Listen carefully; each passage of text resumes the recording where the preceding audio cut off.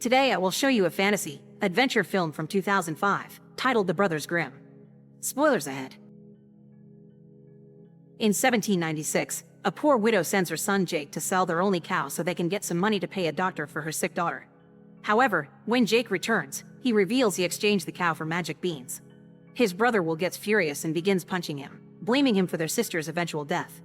15 years later, in French-occupied Germany, Will and Jake Grimm are now adults arriving at the town of Karlstadt. They go to the mayor's office to hear the story of a witch that is haunting the local mill, and all the details are written down by Jake in his book where he compiles tales from all over the country. This particular case sounds rather difficult, yet they're willing to tackle it if they're paid well. The mayor is shocked to see the amount the brothers are asking for, but since they're the only ones that can do it, he accepts. Jake and Will go to the mill with the owner and get everything ready, including drawing a 5-pointed star on the floor, putting on armor, and filling their arrows with baby tears. The witch ghost shows up before they are ready though, so they have to improvise a little. After flailing around the mill with the wrong choice of tools, the brothers finally find the right spot to aim their gun and crossbow at the witch, who uses her magic to make them turn their weapons on each other. Fortunately, they have plenty of experience dealing with this, so they break out of her control and manage to shoot her. Her body becomes a bunch of snakes, so Jake puts them in a bag and tells the mill owner to seal it in a mirror-lined box, then bury it far from any river. The man leaves after paying them, and as soon as he is out of sight, Jake complains about this demeaning job because he used to be a scholar. As Will answers being famous is better, the details of the job come to light. There's never been any supernatural in the mill. The witch and the magic were tricks made by the sibling sidekicks Hidlik and Bunst, who also get part of the pay. The Grimms go from town to town creating mayhem using special effects and Jake's myth knowledge, then they charge the locals to get rid of it.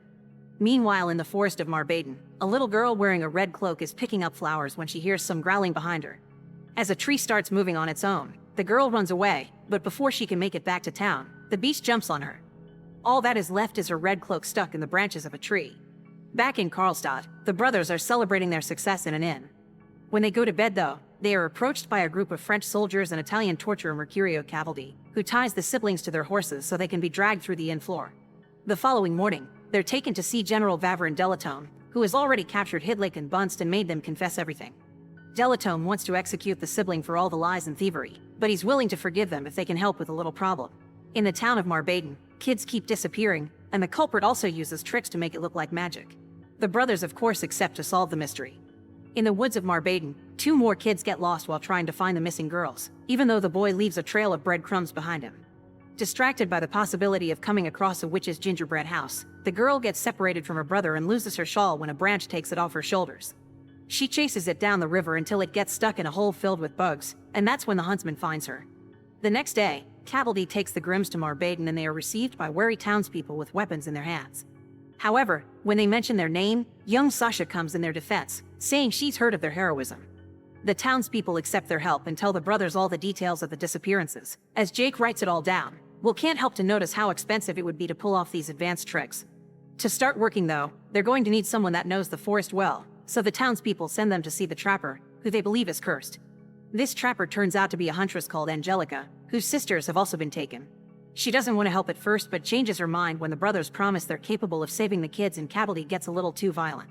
Unaware the huntsman is following them, the party enters the forest, and Angelica asks them to leave the horses for the last stretch. Eventually, they make it to a very tall tower with no way in, surrounded by crypts. Angelica tells Jake the whole story as her father used to tell it. The Christian king destroyed the forest people and burned it all down to build a town. This king was married to the Mirror Queen, who was beautiful and adored by everyone, but also very vain. When the plague came and took the king, the queen built the tower and locked herself away, safe from the horrors below. However, the wind carried the plague to her, and everyone in the area could hear her screaming when she started to rot. Since the plague destroyed the town, the forest regrew around the tower. While the huntsman feeds some tiny spiders to one of their horses, Jake can't help feeling a sense of dread, and freaks out when he notices a tree moving on its own. The party finds themselves surrounded by bugs and crows, so Angelica decides it's time for them to leave. Will is confused by the direction she takes since it isn't the one they came from, but Angelica reminds him they shouldn't trust the trees. Then she picks up a toad and licks her, saying this is the kiss for Grandma Toad so they'll be guided through the forest. Following the toad's directions, they safely make it back to their horses, and Jake notices his own is acting weird. When they return to town, Angelica tells the brothers she won't go to the forest with them again. Her father had been taken by wolves and shortly after, her sisters were the first kids to disappear, which is why everyone calls her cursed. Will insults her and an argument ensues, which ends with Angelica deciding she'll do her own searching. After night falls, Jake's horse begins whining loudly in the stables. A little girl hears this and thinks she can make out a voice asking for help too, so she goes to check on the horse, commenting on what big eyes and big mouth it has. She's suddenly surprised when she notices the horse's mouth is filled with spider web, and the animal opens it wide enough to swallow her whole. The Grimms hear the kid screaming and come looking for her, only to freak out when they find the hose with a huge belly and the girl stuck in its throat. As the horse runs into the forest, the brothers begin arguing about how such a trick could be pulled off, but drop the subject when they see Angelica pass by. The whole party decides to follow her into the woods to save the girl, but the trees begin moving to stop them and even kill a few of Cavaldy's men. Angelica manages to free herself from the branches and finds a wolf, who she starts pursuing to avenge her father. However, when he comes closer, he doesn't attack because he seems to recognize her, and Angelica thinks she can see intelligence in his eyes before he runs away. The party runs back to town, and Jake is starting to believe in magic now. Will insists it's a trick, and Cavaldy agrees, so he blames them for the deaths of his men. Sometime later, Cavaldy goes to see Delatome to tell him what happened and ask for the Grimms and Angelica to be punished in his special machines. They don't believe Jake when he says the forest is cursed, so in order to save their lives, he changes the story and tells Delatome that this whole deal has been a secret plan from German rebels. Politically obsessed as he is, Delatome agrees to free them and send them back to Marbaden to finish the job, but under one condition. If they fail again or try to escape, he'll burn the town and the forest to look for them. The Grimms return to Marbaden with Cavaldy, Hidlik, and Bunst. Will thinks they should try to make a run for it, but Jake has other ideas. He's remembered he heard the story of the tower before, which ends with the queen using a spell for eternal life. This means she's still in the tower right now, waiting for someone to serve her and find the final spell. Jake asks Angelica for her help, but Will cuts in and insults him for living inside a story that isn't real, just like it happened with the magic beans. Hurt, Jake runs away into the forest on his own, which is pretty dangerous. Angelica and Will try to go after him, but Cavaldy suddenly shows up and catches Angelica to keep her with him so he can be sure the brothers will come back. In the forest, Jake is testing a catapult with Hidlik and Bunst as a possible method of entering the tower. Will arrives to try to stop them, so a furious Jake punches him, tired of his brother always taking everything away from him. All his life, Jake studied fairy tales, and now he's found one that is real. All he needs is his brother to support and believe in him. Will finally admits he's been behaving like a jerk and accepts to help by offering an idea. Instead of the catapult, they should use a grapple and a hook to climb the tower. Scared by the swarm of insects that are now surrounding them, Hidlik and Bunst run back to town, where Sasha is taking water out of the well. Inside the bucket she finds something more though, a crow that begins throwing mud at her. When she cleans off her face, she finds her mouth and eyes missing as yet another thing climbs out of the bucket, a pile of mud that takes the form of the gingerbread man. Everyone in town comes out when they hear Sasha is in trouble, including Angelica and Cavaldy, but no matter what they hit the little mud man with, it just puts itself back together. Unable to be stopped, the gingerbread man stretches its arms and takes Sasha, absorbing her into its body before running away into the forest. Back in the woods, Jake is climbing the tower as Will keeps the rope attached to a wheel on the ground. The rope breaks though, and Jake almost falls. Luckily, he manages to hold onto the roof just in time.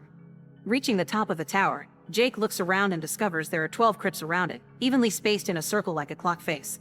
Then he enters the tower through the window and finds many interesting things inside. The queen's crown, her throne, and a book of spells that shows the blood moon with 12 crypts, which makes Jake realize 11 girls have disappeared so far. Meanwhile, Will is starting to hear weird noises around him, so he picks up Grandma Toad and licks her, asking her to guide him to Angelica's house. His plans change however, when he suddenly sees Sasha appear in a small lake near the tower and the wolf walks in as well, transforming into the huntsman. Will hides and watches the huntsman pick up Sasha to put her inside the last crypt, saying it's for his queen. As soon as he leaves, Will rushes to take Sasha out, but the huntsman quickly appears again and begins attacking Will with his axe. Things are getting creepy for Jake too, because he's found the queen's bed and on it her rotting body. When she suddenly moves, he tries to run away and bumps into a huge mirror where the queen, looking young and healthy, calls his name. In the reflection, she appears behind Jake and embraces him, promising to make his dreams come true. It almost works. Jake is about to fall for her spell when the mirror suddenly breaks after Will, who is running from the huntsman, throws a rock through the window. Jake uses the queen's extremely long hair to jump out and safely land on top of the huntsman, knocking him out right before he hurts Will. After picking up the huntsman's axe and Sasha, the brothers run away following the toad's directions. The tree branches try to stop them, but the huntsman's axe works like a charm that keeps them away while Jake explains the queen's spell. She had granted herself eternal life but not eternal youth, so she needs one extra spell to have both. The Grimms return to town and try to warn everyone of the incoming dangers. That night there will be an eclipse and the queen needs a 12th girl for her spell, so they should all leave and hide their kids in the city. Before they can do any progress though, Delatome shows up with his troops and the bodies of Hidlik and Bunst. Keeping his word, he proceeds to arrest the Grimms for lying and thievery, so they drop the axe on the ground before they're taken away to the forest. There, they're tied up as the soldiers light the trees up together with Jake's notebook of stories, and Delatome watches the fire spread, thinking he has won. However, Angelica has recovered the axe from the ground, using it to escape from the soldiers and rescue the brothers. The three of them run deeper into the forest and come across the wolf, who transforms into the huntsman, and Angelica recognizes him as her father. All this time, he's been under the queen's spell, and that's why he's been kidnapping girls for her. The huntsman takes his axe back, intending to hurt his daughter, but the Grimms jump in to help. Will tries to distract him with fire while Jake grabs Angelica, but she slips from his grasp and falls into a lake that the huntsman immediately freezes. Then he transforms into the wolf again and runs towards the tower while Jake breaks the ice, but it's too late. Angelica is now the 12th girl. The queen wakes up and uses her magic to put out the fire, causing such a strong wind that scares off the townspeople and most of the troops. Delatome shoots those that run away for being cowards, but stops when the smoke clears out and sees the Grimms' bodies aren't there, which Cabaldi calls a miracle. In the meantime, the brothers run towards the tower and watch the huntsman put Angelica in the last crypt before a group of crows take him to the queen. Once he's gone, Will and Jake try to open the crypt again, but neither pushing nor the axe work. They're about to try their own tools when Delatome shows up with Cabaldi and his manservant, ready to get rid of the Grimms. Delatome orders Cabaldi to shoot them, but he refuses, so the general shoots him instead. When he turns to shoot the siblings next, a branch grabs his feet, and Jake takes the opportunity to push him off before running away. The manservant goes after him and dodges the axe when Jake throws it at him, but when the man is about to strike, he dies thanks to the spell on the axe that makes it come back like a boomerang. Afterward, Jake begins preparing the catapult while Will fights Delatome. After many failed attacks, it seems the general has the upper hand, but Will finds one of his trick crosses and presses a button to light it on fire. After making Delatome step back with the flame, Will kills him with his own flagpole, tossing him off the rock stairs they're standing on. The movement causes those stairs to crumble and hit the catapult, sending Jake through the window to find the huntsman getting the queen ready for the final spell. Jake tries to stop them, but the queen uses magic to push the axe away, and she does the same thing with Jake himself when he grabs the sword he finds in the room. Now he's stuck against the wall, but the queen's hair is tangled around his body and falling off the window, allowing Will to climb in as well. Grabbing a dagger, Will tries to attack the queen too, but she uses her magic again to make the brothers fight each other, causing Jake to accidentally stab Will. Then, the queen frees Jake from the spell but continues to control Will to make him his servant. She takes the stake that has been in the chest of the huntsman all along and stabs Will with it instead, asking him to complete the spell. Now that she's distracted, Jake recovers the axe and destroys the mirror, which in turn causes the queen to break into pieces as well. Now that he isn't under her control anymore, the huntsman wants to avenge his daughters, so he sacrifices himself by jumping out of the window with the mirror's final shard, and Will jumps after him to try to save his master. As the queen finally dies, the tower crumbles down. Jake survives thanks to the queen's many mattresses while Will's unconscious body is taken out of the way by Cabaldi, who has survived the general's shot because he's been wearing the Grimm's armor under his clothes. The eclipse isn't over yet, so Cabaldi reminds Jake of how the story ends, with a kiss of true love. Jake rushes to Angelica's crypt and kisses her, successfully waking her up and all the other 11 girls as well. Will is next, but when Jake is about to kiss him, he whispers it's not him that should do it, so Angelica comes and gives him the kiss instead. It's already morning by the time the group returns to town with all the girls.